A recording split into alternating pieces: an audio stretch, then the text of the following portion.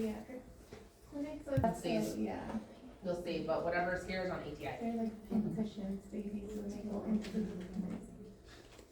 Okay, another important thing to know is hypoglycemia in babies. So an initial drop in blood glucose after birth is common due to the maternal supply of glucose.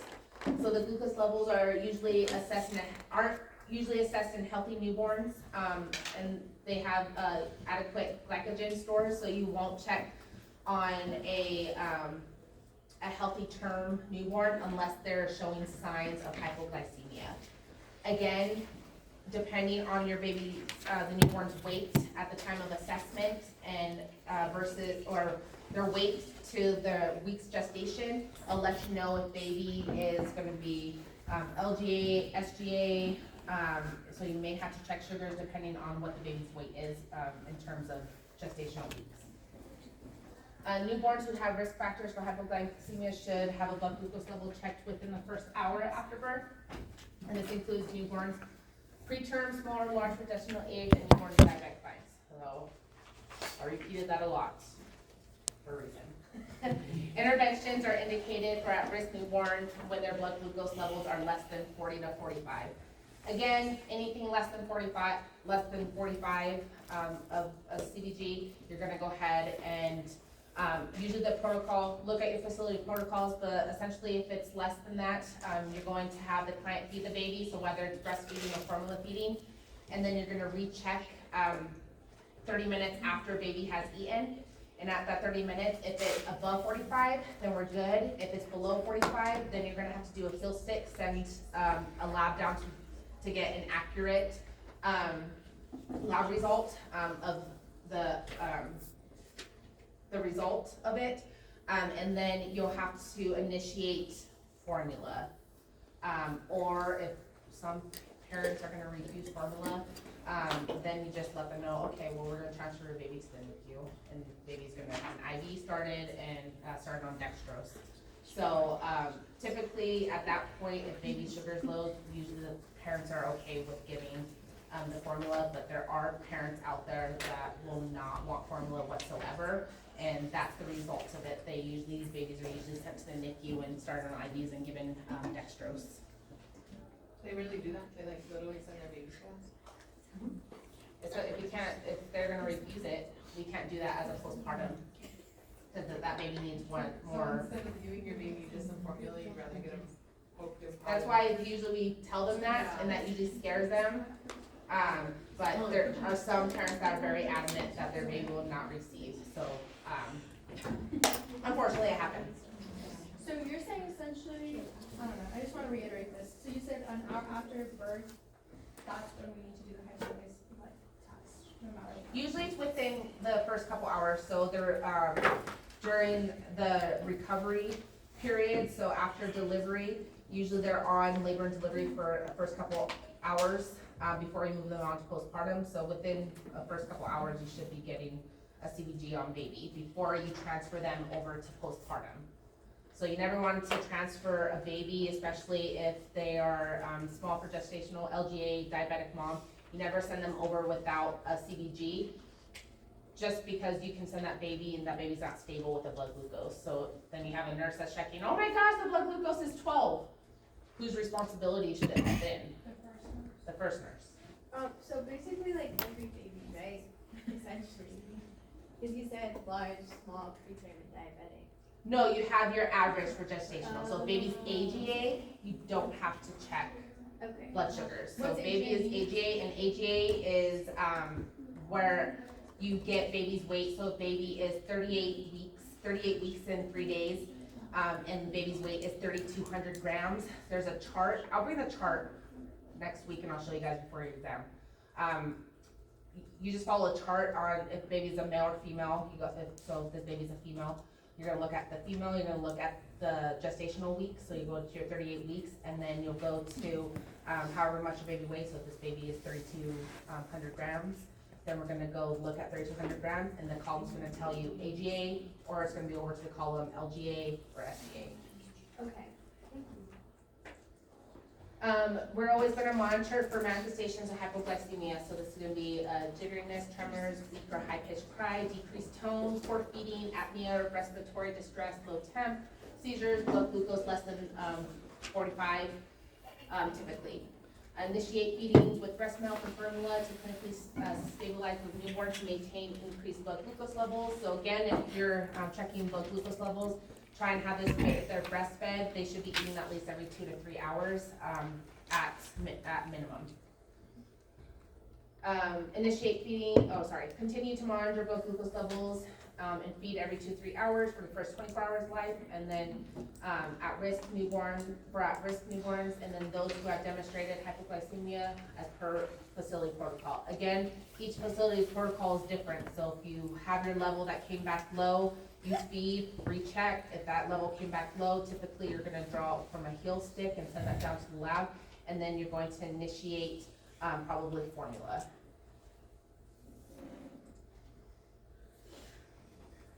Just kind of what to look for, we just went over that. Okay, newborn nutrition. So our nutritional needs for our newborns, for desirable growth and development of the newborn is enhanced by good nutrition. So feeding the newborn provides the opportunity for parents to meet the newborn's nutritional needs and to bond with them. So it can come from the client breastfeeding, donor milk. They do have donor milk, and the hospitals can take donor milk. Usually there's a process for us to, there's guidelines that the hospital has to follow. Formula, and then nurses provide education and support. So typically it's normal, so loss from 5 to 10% after birth, from the initial birth weight. That's typically what they lose within the first day or two within the hospital. So when we're checking the weight again after 24 hours, depending on that percentage, then we may have to get lactation involved. The pediatrician will let the patient know, hey, your baby's at an 8% weight loss within 24 hours. We need to, let's see how baby latches on the breast. Maybe baby can latch a little bit better on the breast. How long is that baby on the breast for? So if a mom says, well, my baby's only eating for 5 minutes, okay, that could be an indicator. Baby needs to feed for longer. So what's going on? Is baby falling asleep? We need to figure out what's going on for that baby to have this loss in weight. So at most 10% or below is typically what they can lose in the hospital. And they usually gain it back within the first 3 months. The first 3 months they should gain about 110 to 200 grams per week. So I know that you probably said it, sorry.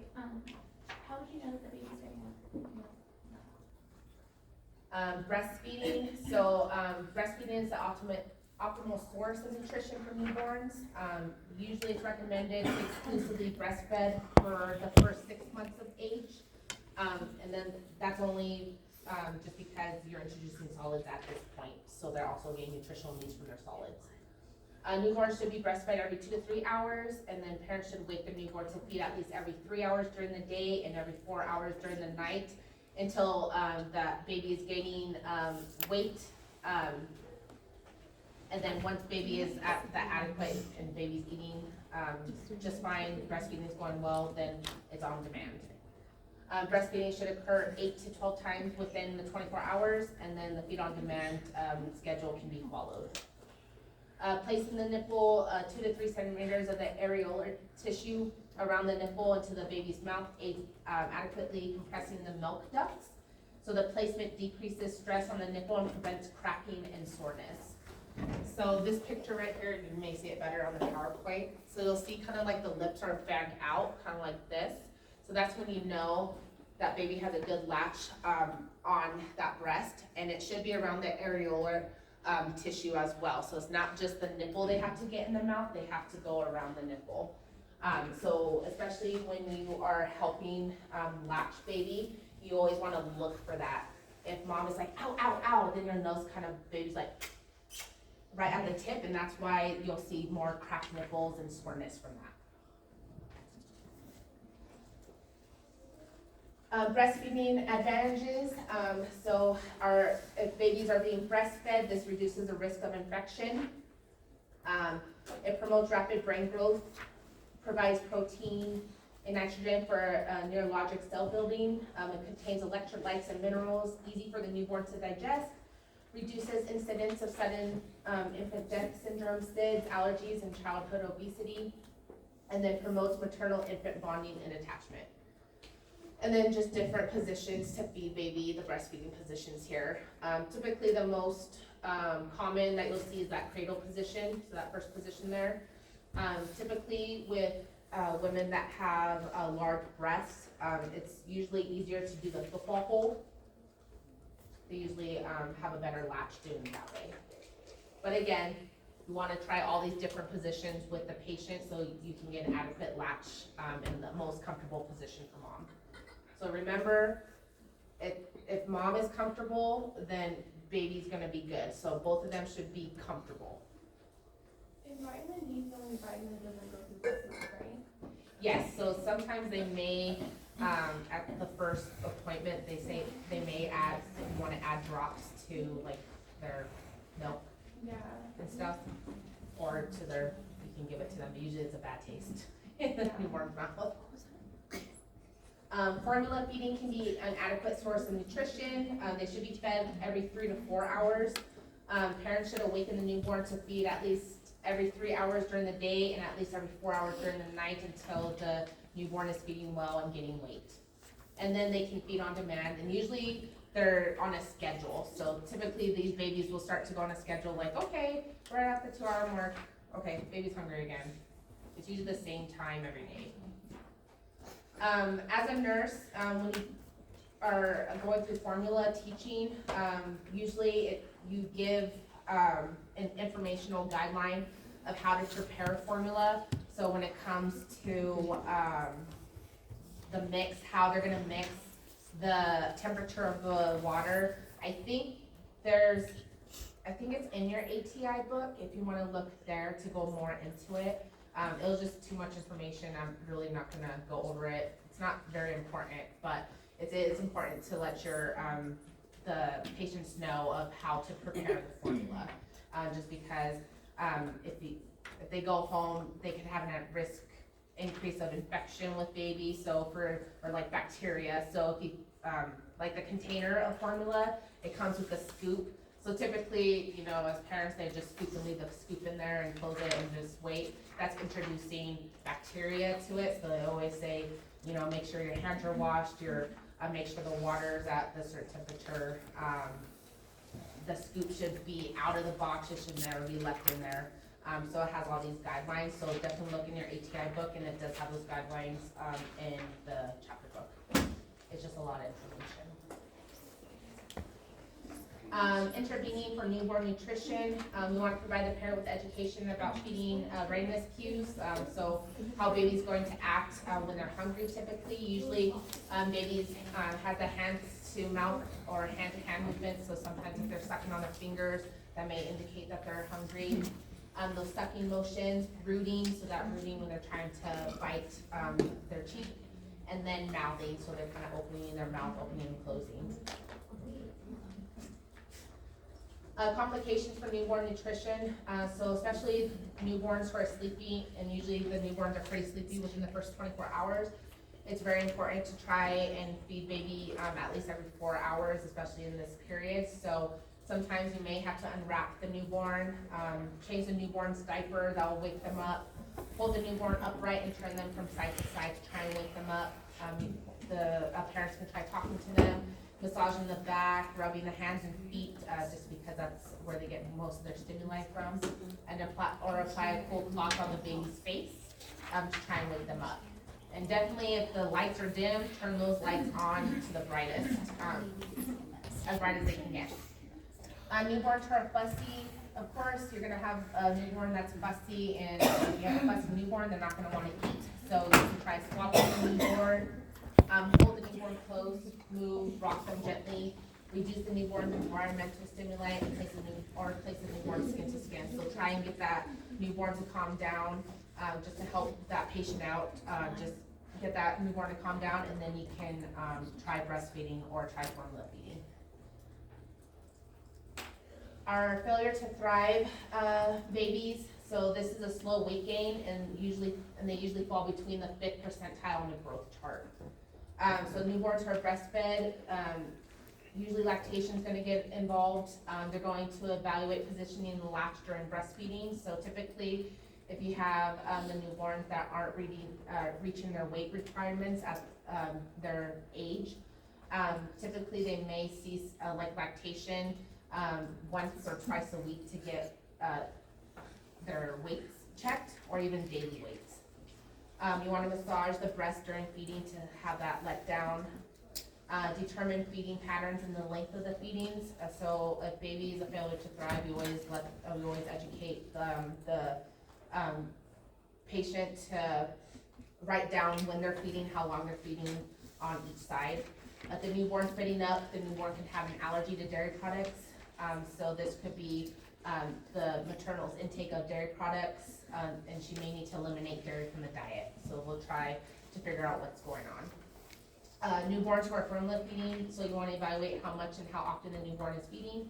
And if the newborn is spitting up or vomiting, they can have an allergy or intolerance to cow's milk-based formula and can require soy-based formula.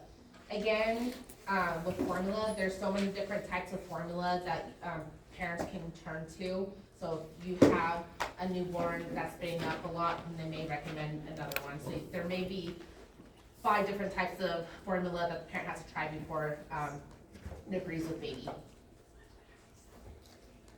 Okay, so we'll quickly finish up here. Nursing care and discharge teaching. So our discharge teaching and newborn care includes bathing. So again, it's important that they are doing sponge baths until the umbilical stump is off.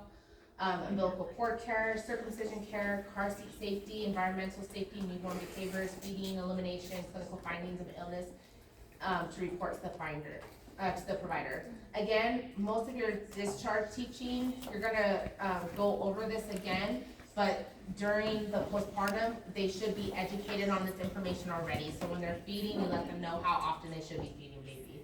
If they have questions about how to change diapers, watch the parent change the diapers. Prior to discharge, the nurse should provide anticipatory guidance to prepare new parents to care for the newborn. Again, typically, normally discharge, the kinds of newborns are discharged at 48 hours. Again, there's always a 24-hour hold, but typically they'll leave 2 to 3 days after delivery. C-sections are kept a little bit longer just because they're a higher risk. And the recovery takes longer. So a C-section mom may be there from 3 to 4 days. Client education, so if you have a baby that's crying, you want to help educate them that no one to cry when they're hungry, overstimulated, wet, cold, hot, tired, bored, or need to be burped. In time, parents will learn what the newborn cries mean. So this will be a learned thing, what type of cry it sounds like, and parents will automatically, oh, that cry is because baby's hungry. Oh, that cry is because of diaper dirty. You do not feed a newborn every time they cry. Overfeeding can lead to stomach aches and diarrhea. Usually newborns are fussy, have a fussy time during the day, and they cry for no reason. In this case, always possible to stop a newborn's crying, and the newborn might cry themselves to sleep. So they may just have to cry themselves out, which is okay. So there's some quieting techniques that you can discuss with the parents. Swaddling, different swaddling techniques, close skin contact, non-nutritive sucking with a pacifier can help, rhythmic noises to stimulate euro sounds, so movement, so car rides, so you have parents that said, oh yeah, my baby does not sleep at night, so I put them in the car seat and drive around for 2 hours until they fall asleep. That was me. Yeah, so that happens. And I still fall asleep in the car like instantly. Yeah. And then they have swings, they have the Mamaroo now, there's a bunch of cool things. The what? What's a mama? It's like this, kind of like a carrier, kind of like a car Or with seat. your phone? Yeah, and it goes like back and forth, different rocky motions. It's a good one. It's a good one. Placing the newborn on the stomach across the holder's lap while gently bouncing the legs. In face position for eye contact, so just making sure baby is looking at them, and then stimulation. Head support, so always let the parents know they should support the head at all times because they have no head control. So you can try that cradle hold, which is the cradling the newborn's head in the bend of the elbow. The upright position, they're gonna hold the newborn upright and face them towards the holder while supporting the head, upper back, and buttocks. Football hold, support half of the newborn's body in the holder's forearm with the newborn's head and neck resting at the palm. And then swaddling, so every postpartum nurse has a different way of swaddling. We can show them different ways. They have awesome swaddling blankets now that they can use, and you can also, and that also helps with support. Home safety, again, never leave the newborn unattended with pets or small children. Keep small objects out of reach. Never leave the newborn alone in bed, couch, or table. Newborns move enough to reach the edge and they can fall off. Never place a newborn on their stomach to sleep during the first few months of life. So again, they should always be on their backs if they're on their stomach. So usually pediatricians are saying you can start tummy time as soon as you get discharged home. As long as you're watching baby on their tummy time, you should just be watching them, and you should never leave them alone on their belly. You want to never provide a newborn with a soft surface to sleep on, so pillows. Pillows is a big thing, especially in the hospital, because you'll have your bassinet and your patient will stick a pillow in there because they think that's too hard for the baby, but that can cause them to suffocate. If they turn a little bit, then they may not be able to move. So if you ever see that in the bassinet, you need to re-educate the parents and let them know why you can't put a pillow in the bassinet. Do not tie anything around the newborn's neck, so no necklaces or anything like that.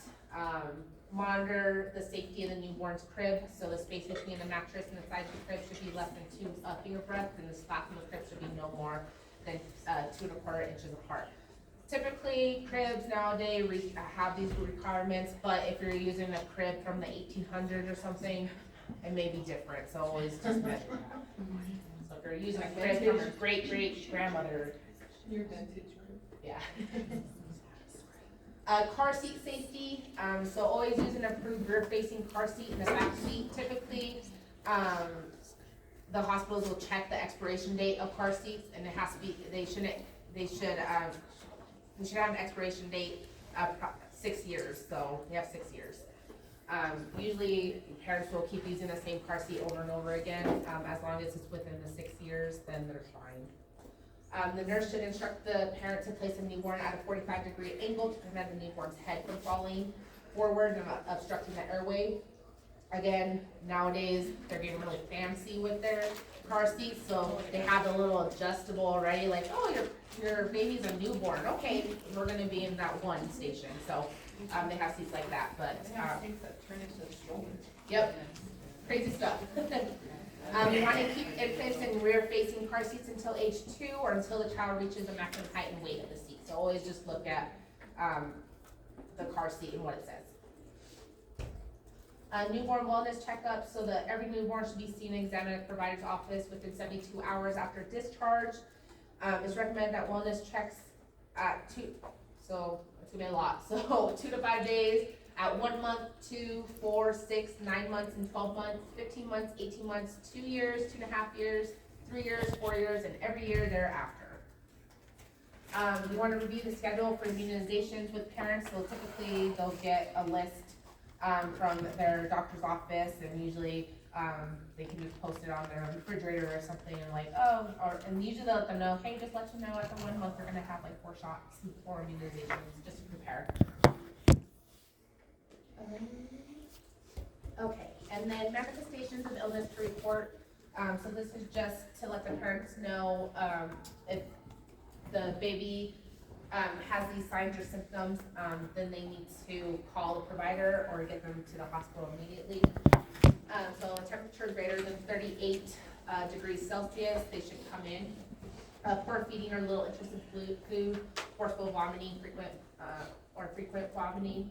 Decreased urination, diarrhea, decreased bowel movements, labored breathing, jaundice, cyanosis, lethargy, inconsolable crying, difficulty waking, bleeding from around the umbilical cord or the circumcision, and then drainage developing in the eyes.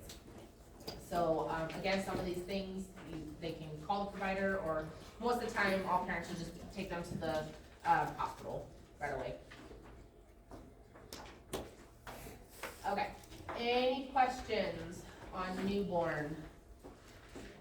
It's a lot of information, a lot. I